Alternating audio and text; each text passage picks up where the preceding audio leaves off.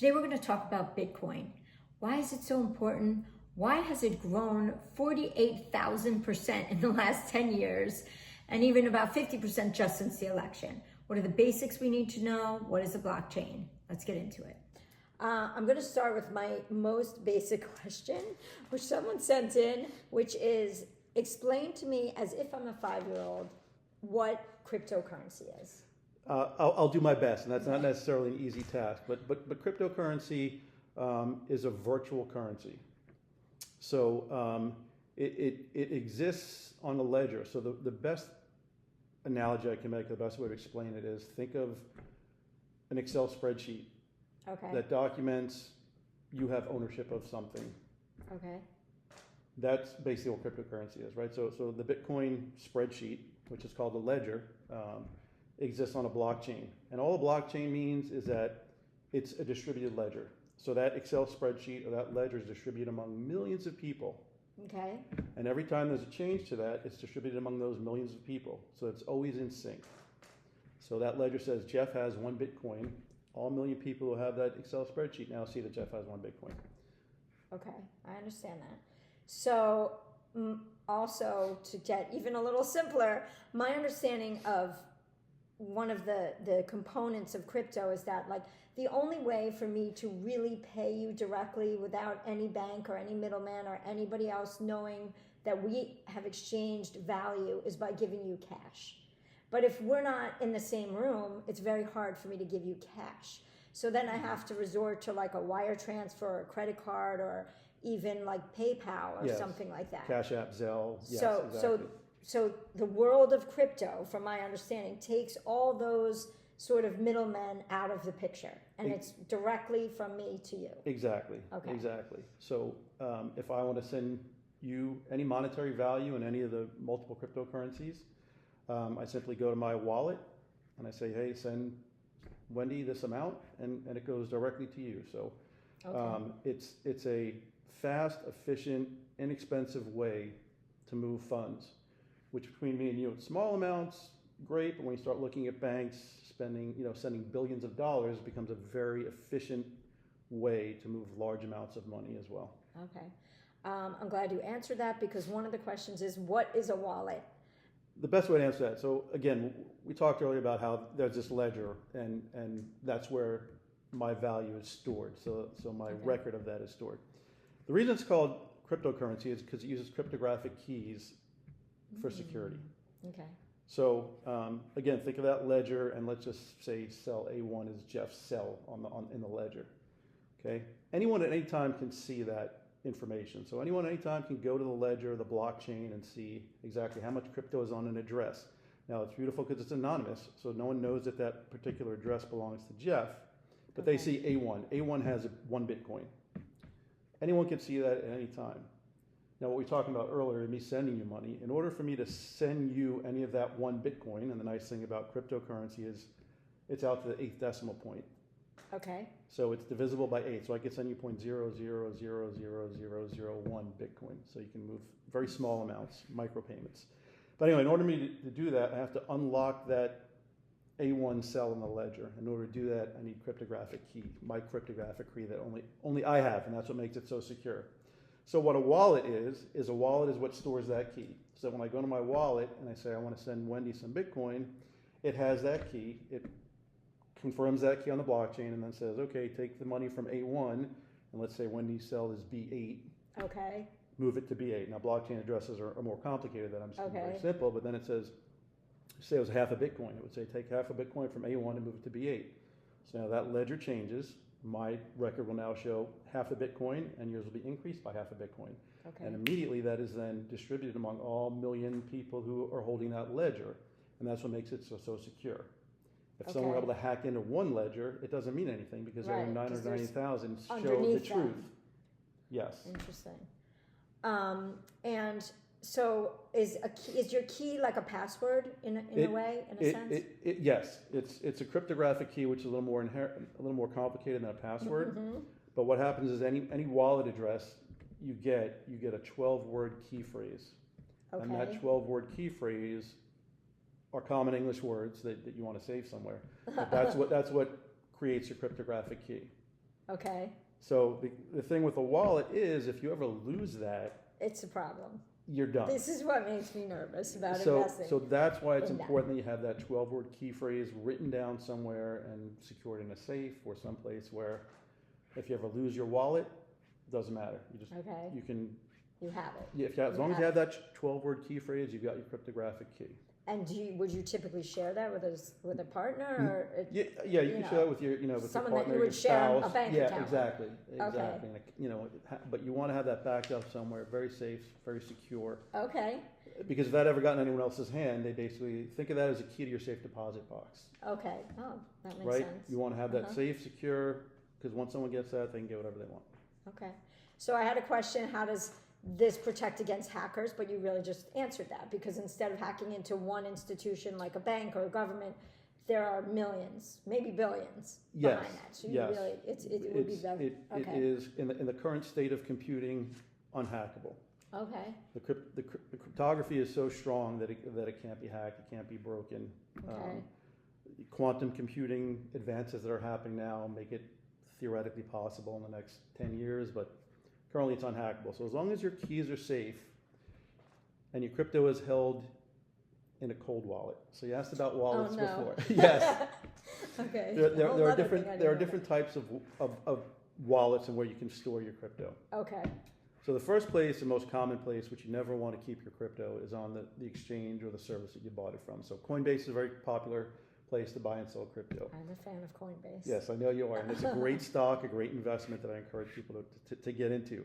But if you buy your crypto on Coinbase and you keep your crypto on Coinbase, you don't have those keys that we just talked about.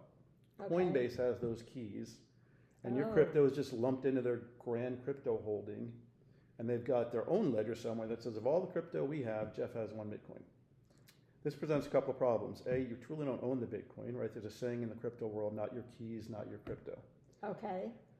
They have it, you don't. I mean, chances are they're going to give it to you, but you never know. Okay. Second thing is if someone hacks into your Coinbase account, they now have full access to everything. And hacking into a Coinbase account, much easier than the impossible task of hacking into a blockchain. Got it. So, I just want to interrupt for 1 second and say, so there's a difference between, when we say I love Coinbase, I'm talking about the stock Coinbase. Yes. But owning Bitcoin through Coinbase is different than investing in the stock Coinbase. Yes, absolutely. Right? Okay. Absolutely. Gotcha. And it would make sense that Coinbase stock would move with the market. Got it. So then the second type of wallet is what's called a warm wallet or a hot wallet, and that would be a wallet you install on your mobile device. Okay. Which is secure. Now you have the keys, they're stored on your phone, and you can put a password on top of that, but still, theoretically, if someone stole your phone, put your face up, they killed you, they put your face up and they hacked into your wallet, now they have full access to your keys and they can do whatever they want with the crypto. So that's a hot wallet. Okay. But it makes it very easy to move crypto, right? Because if I want to send you crypto, I can just put my thumbprint in and send you crypto right here. Scan your QR code and go. The most secure type, and what I encourage everyone to do, unless they're planning on being very transactional, is a cold wallet. Okay. And that's a device outside of your phone, like a card or a USB device that holds your keys. So in that case, you have to physically have that wallet, and the phone in order to access the keys to make a movement. So that's the most secure way and the way you should be holding your crypto. So what I do personally is I have my cold wallet that's in one secure space. I have my 12-word key phrase in another secure space. Okay. So if either one of those two things ever gets lost, I've got access to the other. I understand. Okay. Well, I'll ask this now. I know that Bitcoin is the world's first public digital currency. What are some of the others besides Bitcoin? So there are far too many to name, and to analogize it to the stock world. Okay. You kind of have your blue chips, right, which are the ones that aren't going anywhere. They have huge market capitalizations. They're pretty stable for the most part. They're not going anywhere, and those are probably the coins like Bitcoin, Ethereum, Solana, Ripple. Mm-hmm. There are a few other, but probably the top 10 market capitalized cryptos, I would say, are kind of like your blue chips. Okay. Then underneath that, there are thousands of different cryptos, some with utility that actually have a use, and a lot that don't. Now, you probably heard of things like Dogecoin and some of the other ones that are referred to as meme coins. Okay, yes. So those are kind of just made on the fly. They don't really have any utility. They're kind of more, again, it's like, hey, look, it's a, it's a money chip coin. Okay. Which, Right. which is I could cool, make, right? If I wanted to make my own coin, I Absolutely, could you make can my own make coin. your own coin. Okay. And I kind of analogize those more to like the penny stocks, Mm-hmm. right? You can invest in those. You can make a ton of money if they hit, but you can Okay. lose a ton of money just as fast because a lot of times they're pumping It's more dumps. risky, just like a penny Yes. stock. What is? Can you tell me the significance of the number 21 million? No. So that I know that, some people will look at Bitcoin and be like, well, there's no gold behind it. There's no value behind it. And I know that there's a limited amount of Bitcoin out there. It's not like US dollars where you could just keep printing more money. There's $21 million, correct me if I'm wrong, worth of Bitcoin out there. And so, supply and demand, there's a limited number. Will that number ever change? So, no, I think 21 million is the number of Bitcoin, not necessarily the number, the monetary value, crypto. but no, that number will never change. That was part of the process that went into creating Bitcoin. So Bitcoin at some point will be done. There'll be no more Bitcoin created.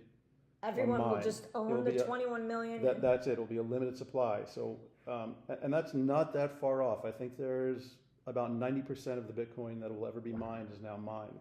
And do you have access to know what that number is, like now, Yes. 19 Yes. million Again, or taken? so part of the beauty of the blockchain again is it's all public. Okay. So it's all public information. You can look at the Bitcoin blockchain at any time and see what's in circulation, what's how do you left do out that? there. How would you do that? You can go through any browser and look up any of the. There's Okay. a lot of different websites. So it would be called a blockchain explorer. Why is there a need for so much energy to run the nodes? What is a node? Great Okay. question. So a node is one of those distributed ledgers. So again, if you have one of the Excel spreadsheets, I have one of the Excel sheets, we each have a node, right? So Okay. we're running a node on our computer, and anyone can run a node. You can just download the software and run a Okay. node. It can be intensive, but then you basically have a backup of the ledger. Okay. And then you can contribute to the blockchain. Why is so much energy is involved? Because the process of confirming a transaction on the blockchain is energy intensive. So again, when I said I'm going to send half a Bitcoin to Wendy, there has to be some validation there that this is a legitimate transaction, that Jeff has enough Bitcoin, that Wendy's address is legitimate, that this is a legitimate transaction, and then it gets placed in a block, and a block is just a group of transactions, and then that block gets inserted into the blockchain. In order for that block to get inserted in the blockchain, it has to be confirmed. And the confirmation process is different on different blockchains, but it requires a great deal of computational power. And what's happened is there's a fee that the person who performs that confirmation gets paid to do that confirmation. Is that person a miner? That's That's exactly called right. mining. That's called Ah. mining. So there's competition for that. So people want to be able to do that quickly and efficiently so they can get more transactions confirmed. Understood. So the more computational power you put behind that, the faster you can confirm things and make more money. So there are huge server farms popping up everywhere in the world, Okay. And they consuming require tons a of ton of power to confirm these transactions. Yes. Is the United States like the biggest miner of that, or are there It's other big everywhere. countries? It's Okay. everywhere. Okay. India is probably, Okay, the biggest. yes.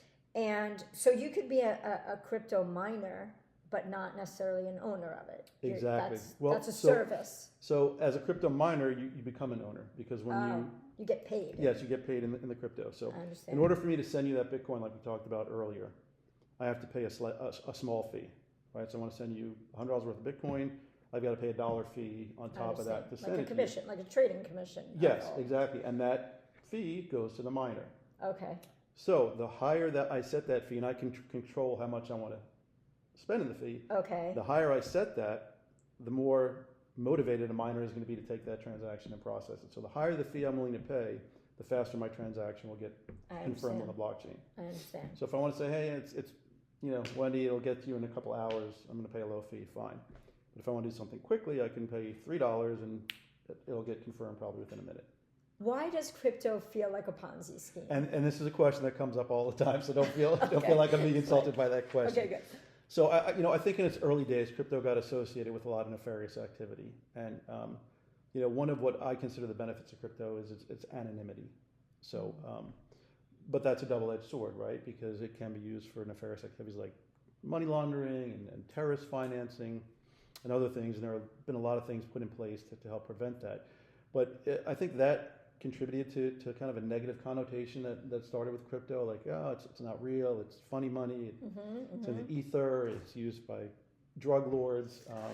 So I think that's how it got, related to a Ponzi scheme. I don't think that's a great analogy because, again, a Ponzi scheme is, you're putting money in to get money out. Yeah, and you're crypto, robbing Peter to pay Paul. yes, and crypto isn't based on that. Crypto is truly a supply and demand. It's just like any commodity. A barrel of gold is worth $80. A barrel of oil is worth $80 because the market says it's worth $80. Well, Correct. Bitcoin is worth 90,000 because that's what the market bears. So it absolutely is not a Ponzi scheme, and there's nothing to be scared of. Okay, and so that brings me to another question, which isn't here, but a lot of times people ask me, why do I need to give my social security number? Is it normal to give your social security number when you're opening a trading account? And the answer is yes, it's normal. When you go to the doctor or the dentist, no, don't give your social security number. But if you're opening a trading account with a Schwab or Fidelity or pretty much any bank, you need to give your social security number to A, make sure you're a real person, and B, that you're not involved in any money laundering or exactly trafficking of any kind. So when you start opening an account for Bitcoin, do you need to give your social security number? Yeah, typically you will, right? Especially here in the U.S., we have what's called the Bank Secrecy Act, which has very strict anti-money laundering laws, AML laws in place to make sure that these things aren't being used for those type of nefarious activities. So yes, you're going to have to go through a rather rigorous know your customer KYC process when you onboard with Coinbase or any other exchange. But you should feel safe and secure in that, that just like if you're opening a Fidelity account, that information is to be held privately, it's not shared anywhere. Okay. And that is, again, we talked about anonymity, that is the only time that you're not anonymous when you're making that initial purchase.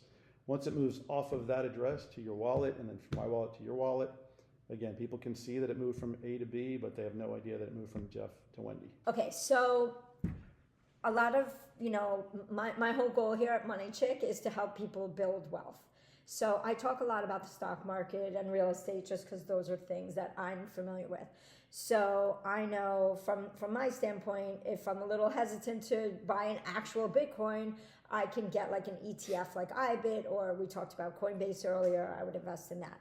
But if I want an actual, and I know I've had other ETFs, and I've had the privilege to be able to ask you, and you're like, no, you're not getting a whole lot of Bitcoin in there. So if somebody wants to start from zero and they don't want to buy an ETF or Coinbase, they want an actual piece of Ethereum, crypto, Bitcoin, whatever, what would they do? Like, walk me through the steps. Great question. So the first thing I would do, especially if you're here in the U.S., is open an account with Coinbase. Okay. Very reputable, good exchange where you can be very safe with purchasing your crypto. Okay. So the analogy again, Coinbase would be like a Fidelity, right? You want to buy stocks, you open a Fidelity account. You want to buy crypto, you'd open a Coinbase account. Got it. And once you do that, you can link the account to your bank account, just like you do a Fidelity account, move $100 or whatever you want into your Coinbase account. Okay. Now those funds are available for you to make purchases. And you can use those funds to purchase any of the cryptos that Coinbase offers, which is virtually anything you'd ever want to buy. And again, the beauty of crypto is it's divisible by 8 decimal points. So people think like, oh, Bitcoin's $100,000. I don't want to invest $100,000. You don't have to, right? You can buy $10 worth of Bitcoin and have that $10 worth of Bitcoin. You don't have to buy a full Bitcoin at a time. Okay. So you could go on there, say $100, buy $100 worth of Bitcoin. It'll move into your Coinbase account. And then, like I said, then you want to move it immediately from your Coinbase account to your wallet. And the easiest thing to get started is to download something for your cell phone. There are lots of different crypto wallets. The one I use is called Exodus. Okay. It's very easy to use, and you just install it.